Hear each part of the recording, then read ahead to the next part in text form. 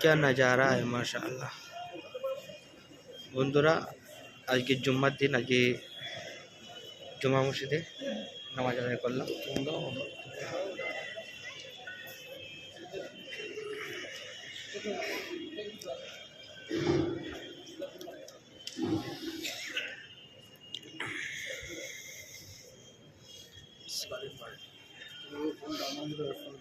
रुके ना एक मिनट, वीडियो बना ले। फोने तुम्हार कर देबो, আমার ফোনে एक मिनट रुके।